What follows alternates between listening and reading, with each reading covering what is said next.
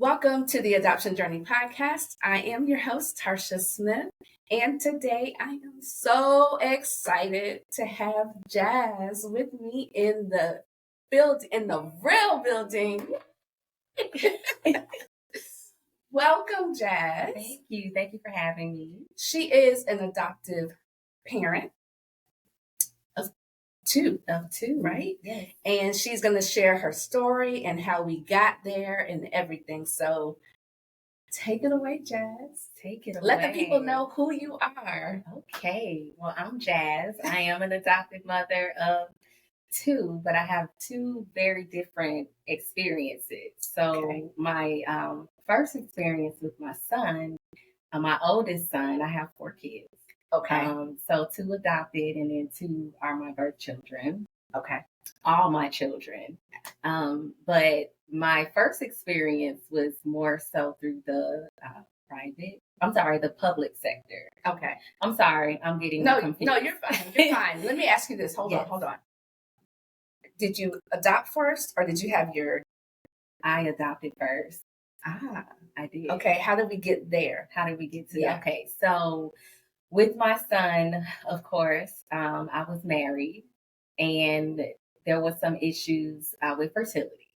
And so not to go into like all of that, but we landed at the option of adoption. Okay. I was more so open to it from the very beginning. Whereas my husband at the time was not.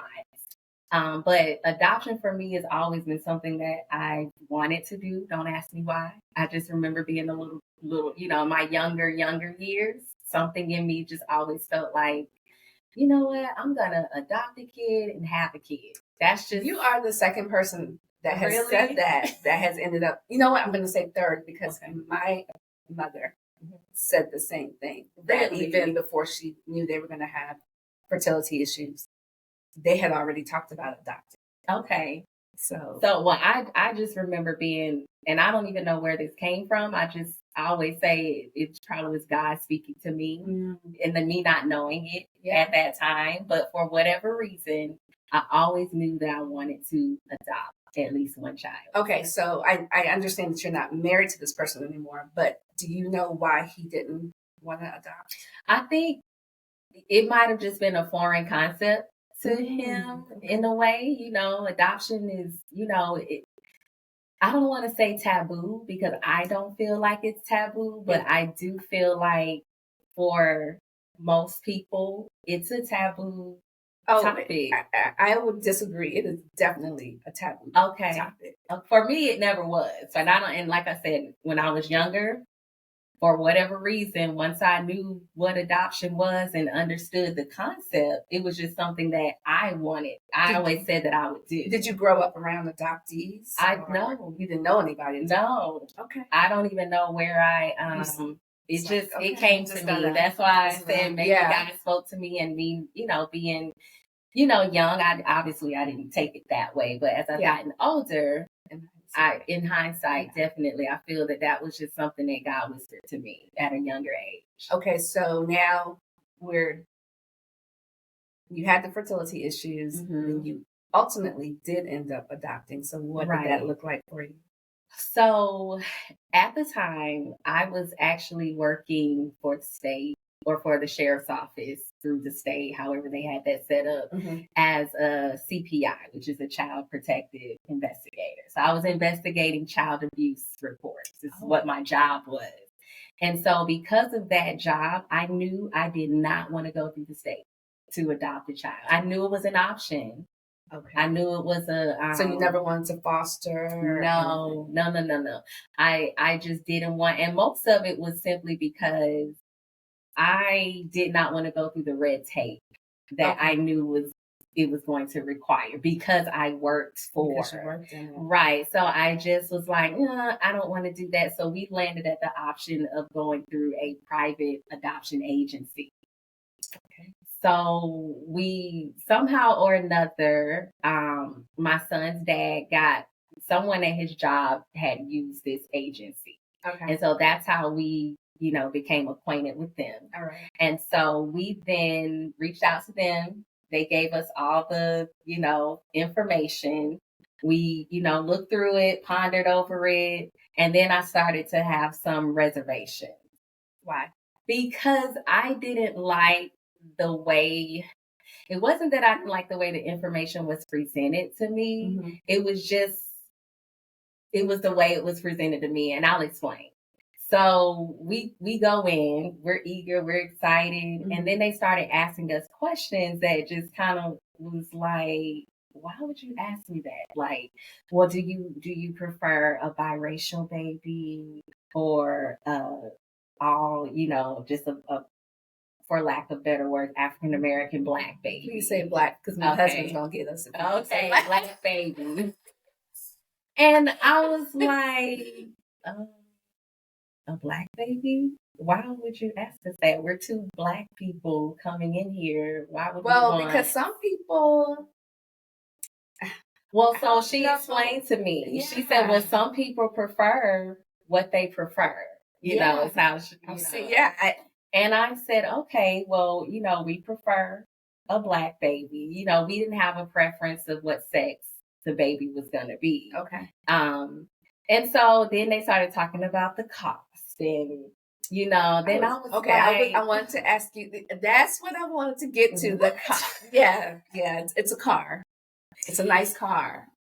Well, in our case, it wasn't necessarily a nice car. And then this is the thing now. This is the thing, because this part was a learning curve for myself. Okay. Because, again, I worked for the state, so I already knew how that worked. Okay.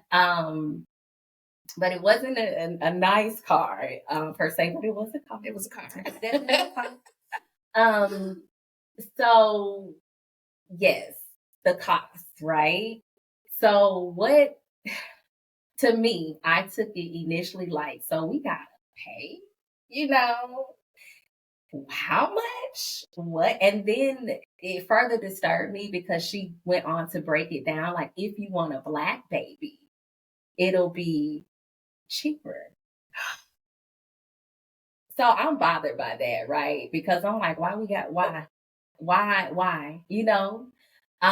She explained it. And then, of course, she said if you were looking to adopt, biracial is going to be more. And then, a white couple coming in to adopt, it would be even more, right? Are you kidding me? No. So I was just extremely, it was just off-putting. Absolutely. Just the idea, I needed a moment to really digest that because I'm pro-black, I'm blackity black. All right. Okay. So when you say something like that to me, immediately my mind is like, I got questions. Like, why? It's the why for me, it's right? The why. And she explained it that it just depends on the situation. But once we kind of got into the process, I didn't like it, but I did understand it because the situations can be different. So can you I can try. Okay. So because I need to know. You need to know why, right? Now I'm like. So, okay, sometimes when you're in the private sector, when it's not very many of black babies that get adopted through the private sector. Okay. Most of the time, you're probably going to see higher numbers in public sector, meaning through the state or something like that. Okay. So it's not very many of us walking into a private agency wanting to put a child up for adoption. So then it doesn't happen very often. And then I think how it happens plays a significant part in the price. And I'll explain that because in our situation, so usually when someone is considering the option of adoption, meaning the birth mother, right? Right.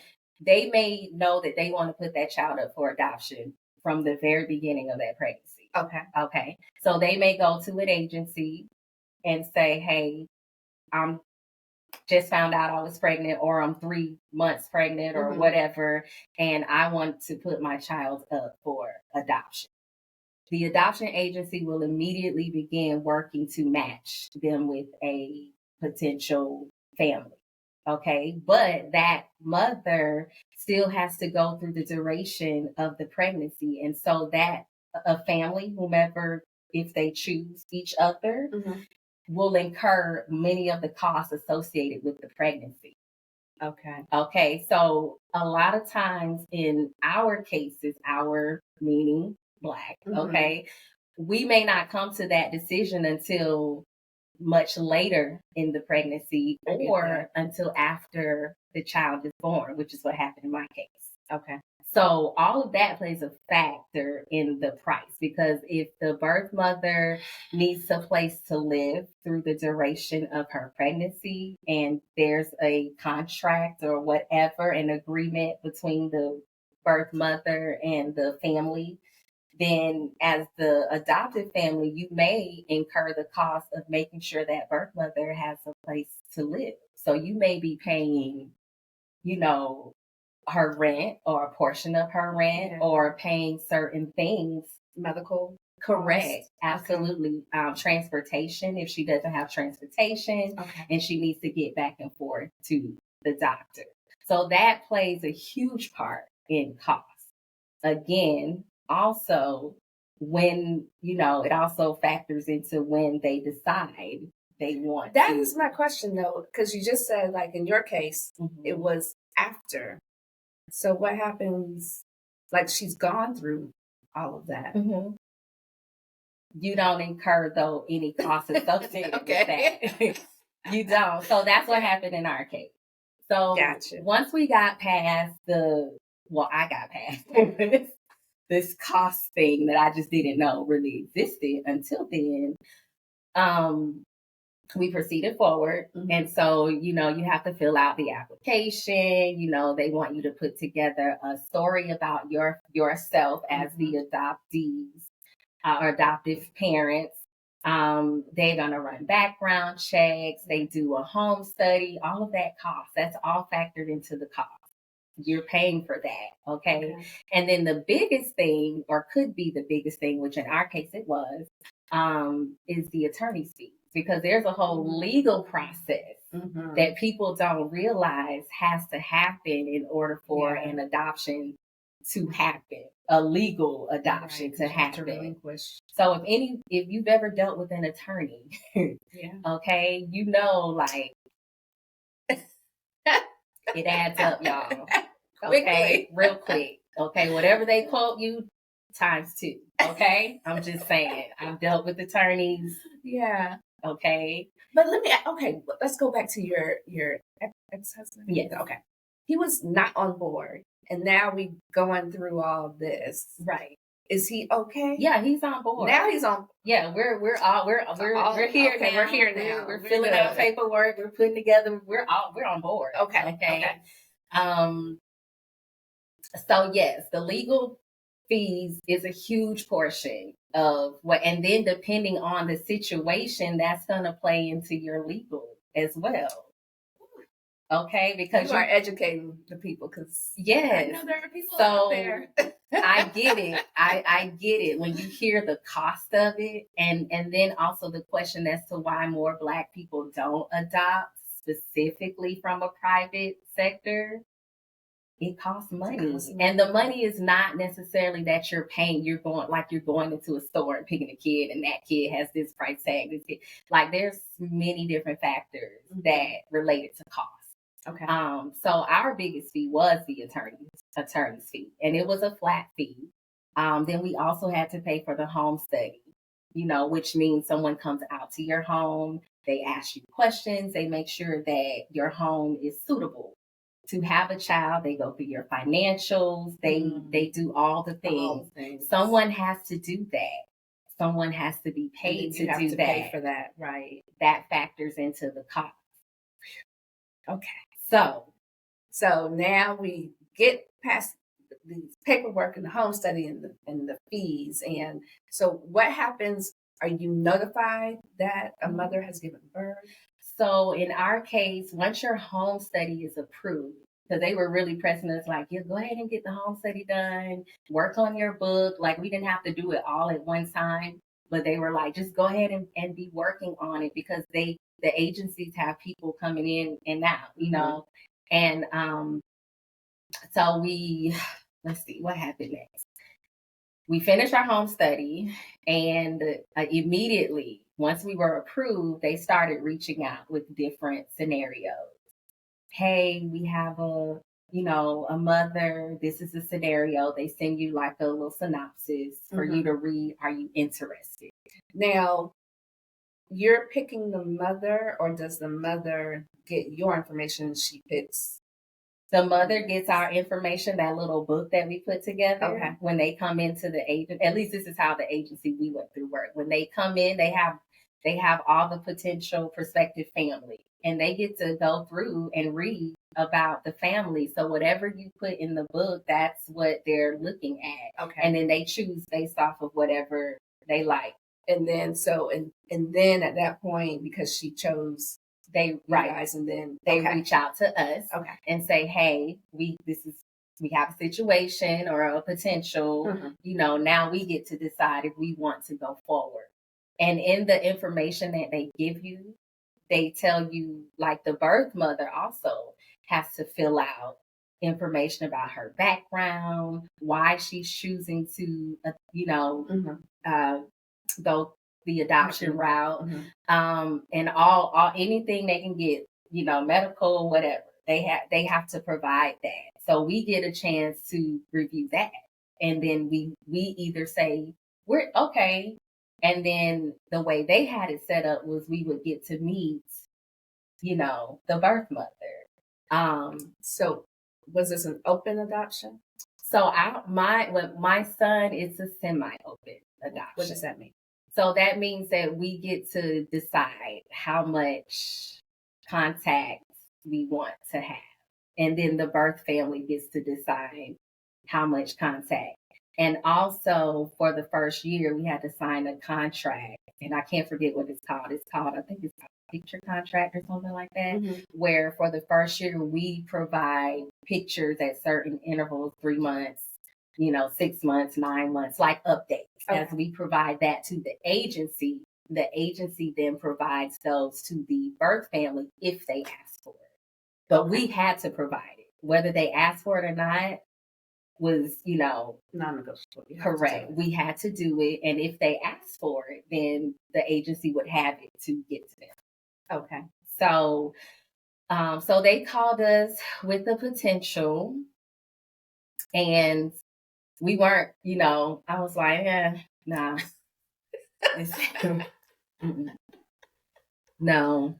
This one. It was just, no. And I can't remember all the things, but there were just some things. And then you have to remember, like, sometimes I don't like this about myself, but it is what it is. Okay. So I worked in the system.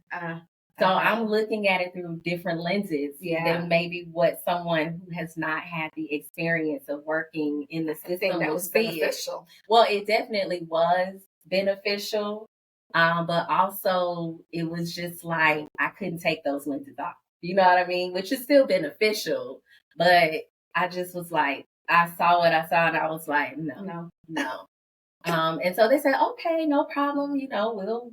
We'll reach out if something else comes up. So we're like, okay.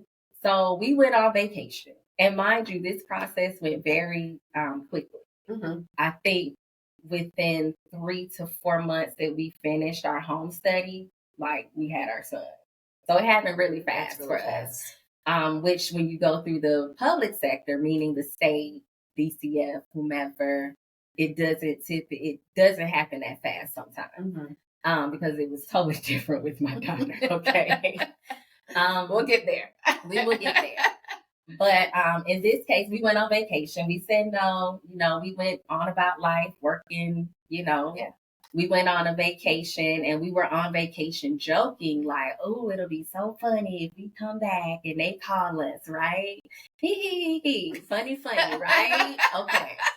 Be careful what you put out into the atmosphere. Listen, the power of the tongue is real, okay? So we're joking. We get back from vacation. I'm coming back to work. You know, I got cases, you know, like things I need to check on, all of that. And I'm walking in like, whew. So I sit down at my desk to open my case. And I remember when I walked in, it was like, oh, you just got a new case. And I'm like, okay, just sit it right there. I'll look at it. And then my phone rang and I answered. It was the adoption agency. They were like, hey, we knew you were on vacation. Wait a minute. Day one. Straight from vacation. Like sitting at my desk, just trying to wrap my mind around being back at work, right? I gotta do, and oh Lord, what's happened on my cases since I've been gone, and what am I going, like all of the things, right? So my phone rang. They're like, "Hi, this is the agency. We knew you were on vacation, so we wanted to wait until you got back. But we have another situation. But this was a little different." And I was like, "Okay, what's different?" And they was like, "Well, the baby's already here." I'm like, "Okay." They were like, and the birth mother really wants to meet the adoptive mother. Like they both want to meet you, but they won't make the decision until they meet the mother, who's going to be the mother, which is me. So I'm like, okay. So I call, you know, my son's dad, and I'm like, hey, you know, the agency just called me. They want us to come up there. I just got back to work. Like, so, but my job, they knew that we were going through this process. So, you know, they were understanding. Yeah. So I think I was more like, well, I just got back to work. Yeah. Yeah, but you asked for it though. I did. I spoke it. We spoke that, right? So I met my son's dad at the agency. And I just remember walking in being so nervous because I didn't really have time to process anything. I'm like, I'm about to walk in and meet this, you know, woman. But wait, but when you meet her, you still have not decided if you're going to say yes or no. No, and neither have they. Because their thing was they wanted to meet the mother, his birth mother wanted to meet who the adoptive mother was going to be before they said yes or no to us. And then we, in turn, have the opportunity to say yes or no to them. Okay. So this was very... Is this normal? I don't know if it's normal. It was my normal. Okay. It was my normal. I would think not. But that's how it happened for us. Okay. So I remember walking into the place because I went home first to change out of my work uniform, right? Because I'm like, I don't want to walk up in there with a big CPI badge. No, you don't. That's not what I'm going for here, right? So I changed. We got back up there. Okay. And I just remember walking in. It was just an unnerving feeling. I can imagine. Like I didn't know who I was about to meet. Right. Mind you, my lenses, right? Right. Because of my job. Right. So I'm like, oh my goodness. So we walk in and we turned this corner because they were in like this office and they were actually looking at our book, right? As you walked in. Yeah, they were like just looking at it. And so we walked in and the worker, she introduced us, and it was just like a good moment of silence. Like, what is happening right now? Right. She left us. She said, I'm going to let you guys talk. You know. Now, was the birth father there too? Yes. Oh my God. Yeah, which I was not expecting because when they called, they said that the mother wants to meet the mother. The mother. So I just, in my mind, and then my lenses, you know, I'm thinking, you know, I'm thinking, you know, the lenses, y'all. The lenses, you can't take them off, right? So we sit down and she just started talking. And immediately, I'm thinking I'm walking in to meet this woman, right? When in reality, I was walking in to meet a 16-year-old girl. So immediately my heart just like, right? And I let her. 16? No, Dad was older, but she was 15 when she conceived, and then 16 by the time she had given birth. And I think that was some of an issue as well. Okay, it wasn't really said, but my little spidey senses was kind of, So I'm like, okay, I want to say Dad might have been okay. So there was just a silence, and then she started talking, and I just remember her saying, I really wanted to meet who his mom was going to be because that's very important to me. So my heart is just like sinking, like I'm feeling all the pressure and all the like, just every emotion you can imagine. And she said, she asked me how old I was, which at the time I was like 26. Okay. Which would have been 10 years older than her. She asked me about my relationship with my mom because she said that, she had a close relationship with her mom who had recently passed. Okay. You just answered my next question. I was wondering where Mama was. Okay. Yes. And she just wanted to know about me. And then she wanted me to know that she really loves her son. And that's why she was doing it. She was like, I can't give him the life that I want him to have. Oh, my heart. So I'm just over there like, right. I don't know if I can give him like, God, what are you doing? Oh my God. So wait, is that statement, because I hear a lot of adoptees telling adoptive parents, stop saying that I was given up for adoption because they love me. But she literally said that to you. Absolutely. That was like when she began to explain, that's what she said. She said, we can't give him the life. Now, did Dad say anything? He did. He did. He said that, he didn't have the best life growing up and that they just wanted their son to have a good life. And so we were just like, like deers caught in headlights, probably.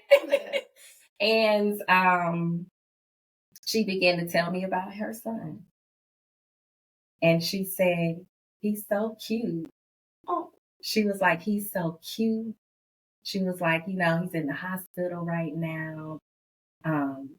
So let me back up. So prior to us getting there, I'm asking the agency on the phone at work, like, well, what's going on? Mind you, I had got this new case, right? Let's not forget that. Okay. That better not have been her case. So I'm getting up. So the adoption agency, I'm asking them, well, what's the situation? Because they were like, it's urgent. Like it was an urgency that we needed to get down to this agency today. Okay. And I'm like, we just get back from vacation.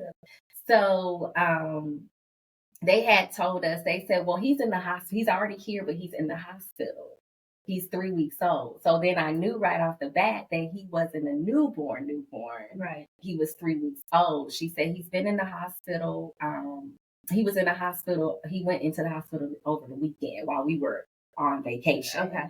And the parents decided that they wanted to go with adoption.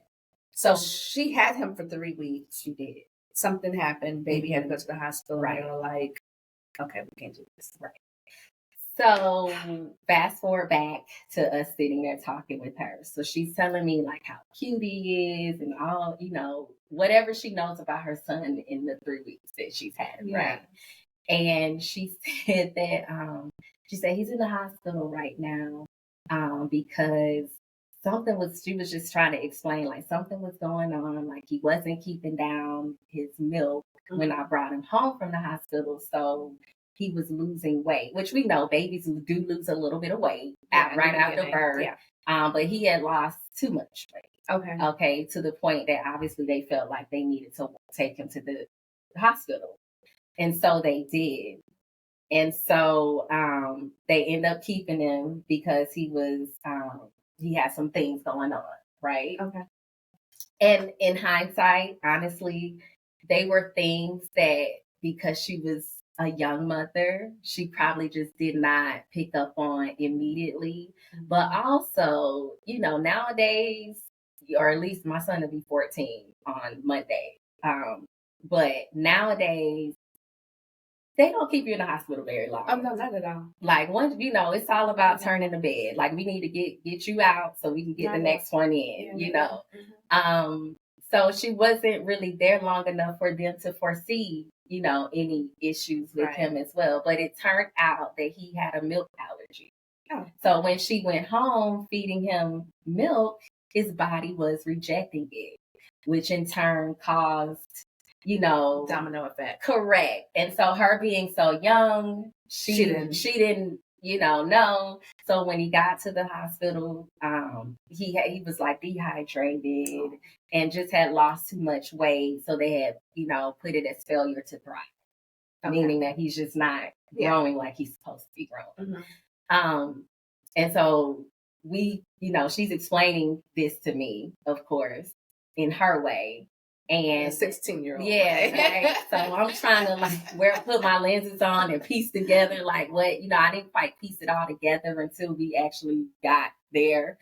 But yeah, she was just telling me everything she knew. You know, I can't believe she had that baby for 3 weeks. Mm-hmm.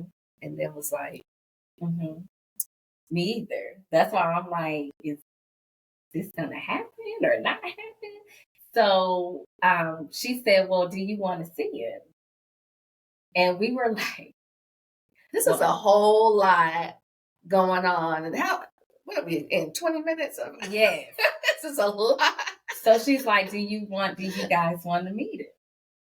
And so we were like, looking at the lady, the adoption agency lady, like, do we meet him? Like, is this a match? Like, have we said yes? So I asked the lady, well, can we go and see him first before we, you know, and they were willing to let us. So we went to see him. And I remember they didn't have transportation. So they were using like cabs or the bus or whatever. And so, you know, policy with the adoption agency, like you just kind of don't cross, you know, unless the two parties agree to. Mm-hmm. So she was like, well, you know, we have to get them a ride up to the hospital and they can meet you all there. And then I remember my son's dad saying, well, they just ride with us. Like, we're going to the same place. We gonna pay for it anyway at this point. You know, like that cost for whatever transportation, that's one of the costs. Like we would be, because now see, we're now involved at a later time. Had we been involved from the very beginning, we probably would have been incurring transportation costs throughout the 9 months. But we're here now, right? Right. So I'm like, okay, that's fine. So we get in the car, we're riding to the hospital. And I remember her asking me, have you picked a name for him? Have you said yes yet? No. And I'm over here like, no. I said, well, we do have a name that we see, that's why you shouldn't have given them a ride. It was too much. Well, you know what? In hindsight, that's just how it needed to happen. Okay. At the time, it was happening so fast. You just didn't have time. We didn't have time to like, thinking it was just I don't even have time to process what you're saying. Like it just the time, like time was not a factor. Right. It's almost like God like stepped in and did a little wrinkle, and time wasn't even happening. That's just what it in hindsight. Yeah. Like that's what it felt like. Because I'm in normal everyday life. I'm like, hold up, wait a minute. I got questions. I'll get back to you on that. Like you an opportunity. That just wasn't like that. No. And that is just naturally how I am. So when things like that happen with me personally, that's how I personally know for me that this is a God thing. Yeah. It's not a Jasmine thing. It's not a whatever thing. Like when things start happening that I'm not like, when it's just completely out of my control and happening so fast, I know, okay. So in that moment, because it was happening so fast, God didn't give me a chance to ask to do me. He was like, I'm just gonna take you up on out of this because I already know. Because I already know. I know what you about my to do. child, and I know what you're gonna do. Right. So let me just do whatever you're gonna do because we don't need all of that right now. Like I'm orchestrating this. Okay, now this is what I came to in hindsight now. Because at the time, you don't have time to process to think about that. So, okay, we're in the car. We're riding to the hospital. She's like, yes. She said, because I gave him a name, but she said she didn't really like the name because she just picked the name.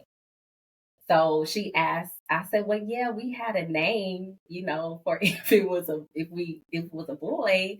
And so we told her the name. And I just remember her saying, I like that name. She said, I like that name.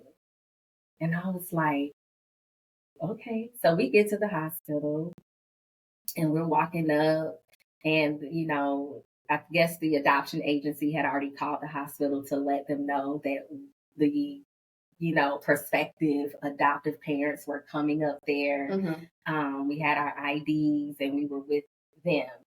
And then they showed us to the room where he was at. And I kind of hesitated to walk into the room because at this point it's just happening, and she walked in before me. And at this time, I don't even remember what his dad was doing. I don't remember what his birth dad. All of that is a blur to me. Yeah. I don't remember, even to this day. I don't remember. I just remember that I was so in tune to her. I was watching her. I just wanted to see her. I was just fixated on her.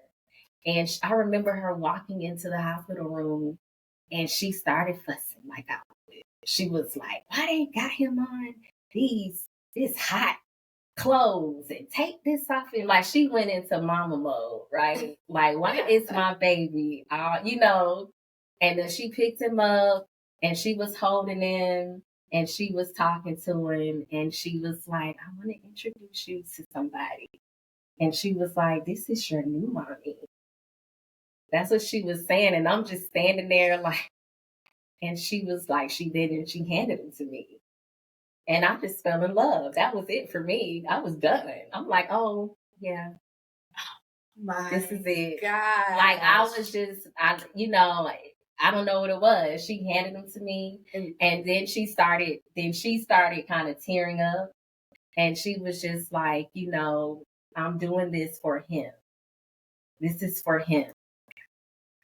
And she was like, it's not that I don't love him. I don't ever want him to think that I don't love him. I just want him to have a good life. She said, I want to go to school. I want to get my life together. And, it wouldn't be right for me to drag him through that process for me.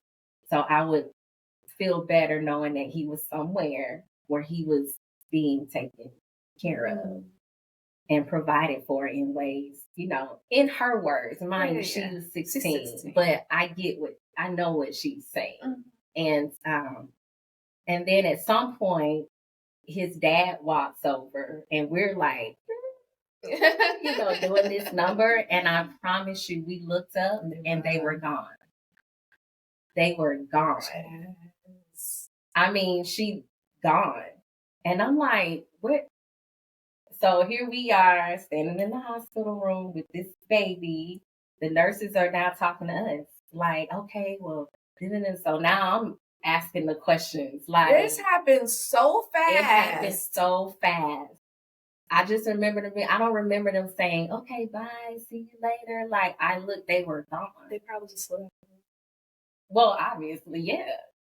And so we're sitting there, and then so the nurses are now filling us in like, okay, he's really weak because his body just wasn't receiving the milk. We found out later after we had him for a while that he had a milk allergy. So now we're doing like special formula, and he was allergic to milk and soy.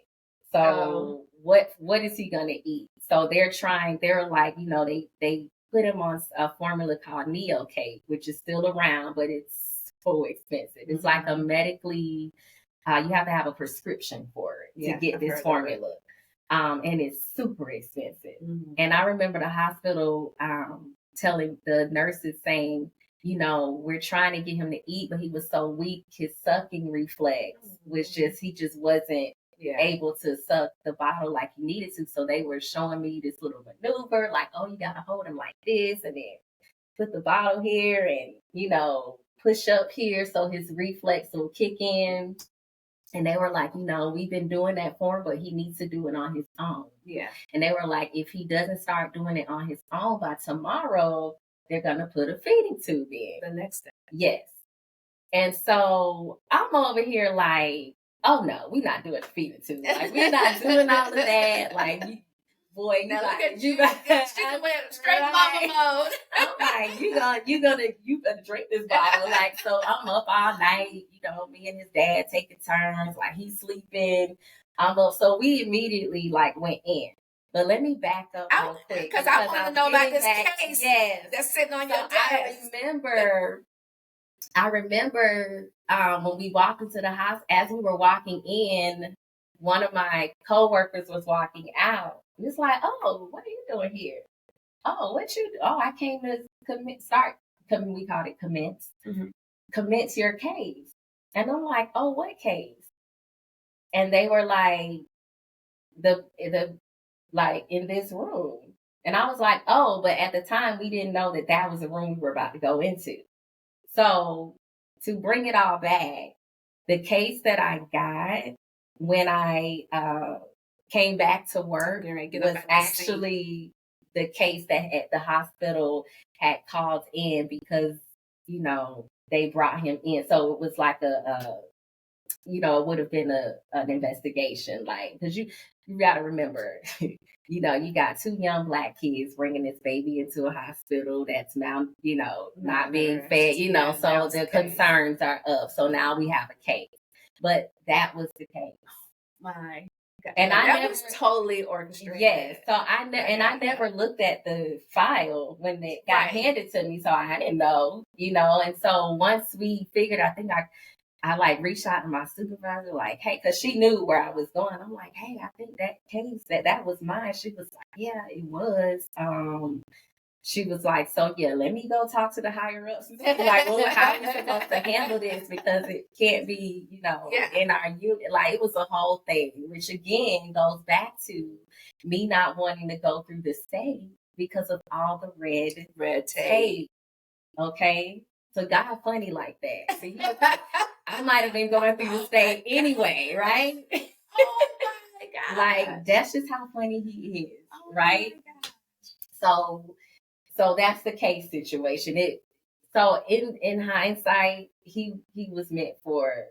Oh, absolutely. Anyway. Like, he was meant to be my son. Now, with the semi-open adoption, and now he's going almost 14. Mm-hmm. Do you still have contact with them? No. So I found out probably 2 years ago. Took my son to the doctor for just a checkup, physical. I think he was 13. No, 12. He was 12. And so I took all the boys to get physicals that day. And for whatever reason, my son is like obsessed with getting tall, right? And my son knows that he's adopted. Adoption has been a word in my household from the beginning. Good. So now whether he understood what it meant, he knew what it was. Gotcha. And that he was adopted. So I feel like as he's gotten older, it makes more sense to him as to what adoption is, Yeah. So we were at the doctor, and he was like, well, Mom, he just asked me out of the blue. And I was a little taken back in the doctor's office because I knew he knew that he was adopted, but it wasn't like an everyday conversation, of course. And he said, the doctor's asking me all these questions, like medical history. And so I'm telling her, I'm answering them as though I would be the mom, right? Right. Because I know, because we got all of that. So the things that she's asking me, I'm confident enough to answer. And he looked at me and he was like, after she left, he said, Mom, was my birth mom tall? And I think that was the first time that he and I had any kind of conversation about that. Like that was the moment I knew that he understood what adoption was and how it pertained to him. Right. But we're in the doctor's office, right? So I said, no. She was about my height. He was like, what about my birth dad? I said, he was a little tall, yeah. And he was like, do you know how tall he was? I said, I do. I think he was like 5'10", 5'11". Mm-hmm. I said, so you're going to get tall. Don't worry. Your feet big. You got to grow into them, right? And so when he said that, at that point, the doctor started kind of talking to him. And she was like, you haven't hit your growth spurt yet. You know, she's giving him all the medical things, right? Yeah. But I'm over here on my phone, like, because I used to, there was a point in time where I would go on Facebook and look at his mom's profile just to kind of see where she was at in life. We weren't friends on Facebook, so you know how Facebook, you can't really see anything. And I used to do that periodically, just randomly. Yeah. And then for some reason, it had been a while since I did it. So when he asked me that, it just jogged something in me like, because I haven't looked in a while. Mm-hmm. So I went and I looked on Facebook and all I saw was people saying rest in peace. And I'm like, rest in peace to who? You know, so I'm scrolling back and then I'm like, so then I went to Google and put her name in, and then the obituary popped up. So it was at that moment I was like, oh my gosh. So of course I didn't say anything to him because he didn't ask, you know, like he wasn't asking a question, and I'm like, oh, please don't let him ask today because I can't lie. I don't lie to him. I'm going to tell him the truth, but I don't want to have to deal with this today. Not right. Because I need to I need to go do my little investigative research. I need to find out how, why, what. So as I'm reading the obituary, that's when I saw that, you know, it says she leaves behind one son, but it wasn't my son. Oh, she had another child. So I started digging. You know, because I'm like, I want to know how because now I'm looking at it from like, okay, was it a health issue? Is it something that's genetic? Like, you know, I need to know. So I started she was very young. And that was the other thing that concerned me. I'm like, she had to be, I think 22, 23. I might be wrong, but very young. Because, So I'm concerned, like, was this something that, you know, is family thing, you know? Yeah. I'm just wondering. And so I started digging. I called the funeral home. You know, I was like, you know, listen. Listen, been doing the same there is no bound that I will not go to. You know what I mean? So I called, and of course they were like, well, yeah, we did do that funeral, but you know, they couldn't tell me nothing. Yeah. Which I figured, but you know, sometimes somebody might crack, so why not? Why not? You don't know if you don't ask. Yeah. You know, closed mouths don't get fed, right, y'all? So I asked and they didn't really give me anything. So then I went back to Facebook. I'm looking at, okay, who do we have as mutual friends? Because I wasn't her friend, right? But it will show you who's a mutual, right? So I reached out to a few people, like, "Hey, do you remember this person?" Because hold on. How long has she been gone? Oh gosh, at this time, I think it had been a couple of years. Oh, so it wasn't even recent. No, and that's why I'm like, has it been that long since I looked anything up? You know, looked up her Facebook profile. Okay. Go ahead. You reaching out to mutual friends. Yeah, so I'm reaching out to mutual friends, and they're like, I didn't really know her like that. Like nobody could, you know how it is. You like people, everybody friends on Facebook, but they're not really friends. I keep on telling you, Facebook. social media is not real. Okay, it's not real. It's really not real. So then I started Googling. Then I put in some little special phone calls to some people that I know. And I was able to get like some phone numbers for, it was a whole process. But anyway, I ended up getting in contact with a family member who did reach back out to me.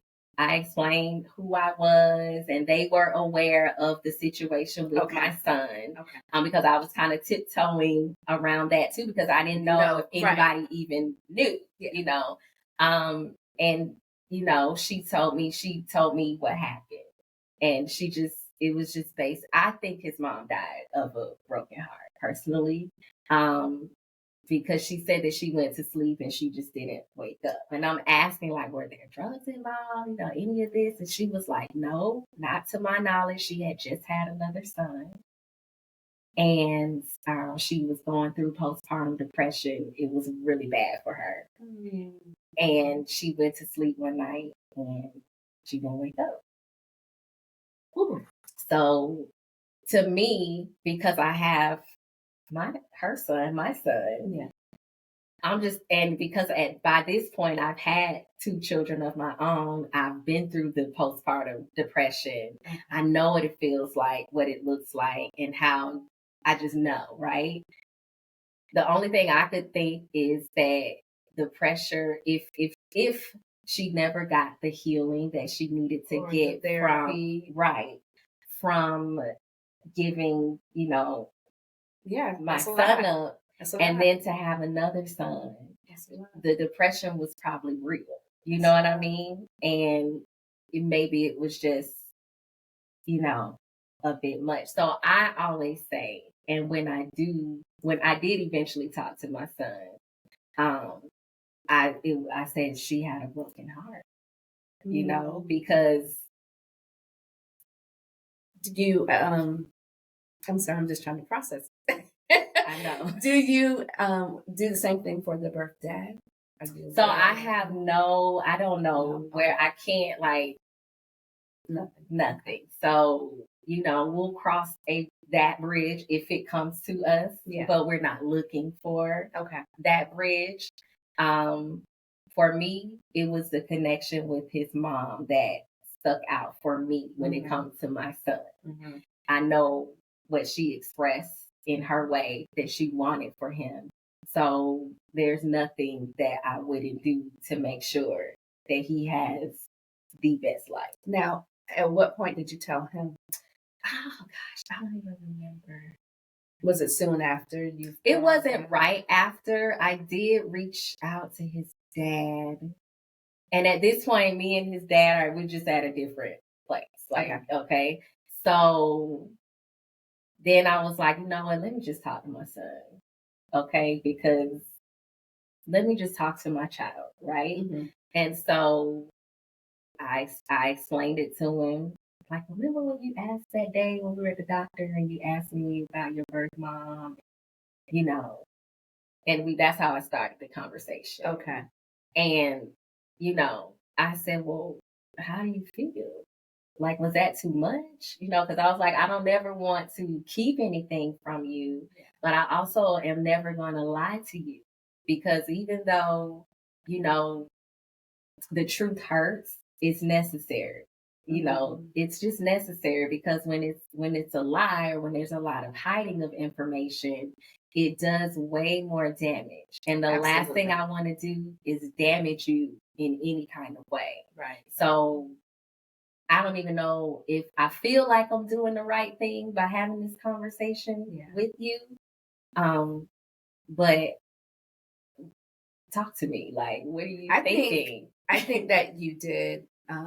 It's important for the adoptive parent to be as open as you have been. Right. And I think in the long run, while it may hurt, him, or in the moment, I think it's going to be so much better for him in the long, and you probably even see the benefits. Absolutely. Already. So open. I'm sharing this with him and I'm asking him, so talk to me. Like, tell me, what is it? Yeah. What's going on? And he was like, well, I don't really know. He was like, I guess you can't really miss something you never knew. Mm-hmm. He was like, I know you as mom. Right. I know what you're saying and what it, actually is, but I know you as mom. But, I said, well, there's another piece to this. And I said, so your mom had another son. So you have a little brother. And he was like, oh, I do? Well, I told him, I said, well, you have a brother. He said, am I still the oldest? That's what he asked me. Am I tall? And yeah. Gonna be tall. He was like, but I'm still the oldest, right? I'm like, yes, you are still the oldest. Why does that matter, right? Such a kid answer. Right? Am I still the oldest? So I'm like, yes, you're still the oldest. So I said, well, do you think you want to meet him one day? And he said, yeah. And I said, okay, well, I'm going to work on that. I don't know when it's going to be, but if that's what you want, I'll work on it. So I went to start kind of working on it. And then I had to stop because his dad and I just was not in a good place. Okay. And so, for whatever, it was just important for me to just not push that right now. And I explained that to my son. I said, but, trust me, at some point. Yes. And mom will be here to help you navigate that, but right now it's just a lot going on. And me and your dad really need to be on the same page about it. Yeah. So I just don't think, I think it would be selfish to continue to push through with this. Let's just give it some time. And so he was fine with that. And he hasn't said anything else to me about it. Okay. But I got his back. Like when he's ready, if he comes and says, Mom, okay. Because you get me the right. When it's go time, it's go time. We put our boots on and we gonna make this happen. So yeah, that's the story of my son. So he'll be 14 on the 21st. And he's just an amazing kid. I'm just so proud of him. Like just where he is in life. I do my best. My husband and his dad, we do our best to help him navigate just his life and all the things, because for me, his mom gave me that charge. God gave that charge to me to like literally. Gave it to me, and so there's nothing that I would not do to make sure her name is Destiny, that her destiny is fulfilled. There's nothing that I would not do. Okay. And on that note, family, this is going to be the first time ever, but you are going to get a part 2 from Jazz. So this was part 1 because she has 2 adoption stories. So until next week, bye, family.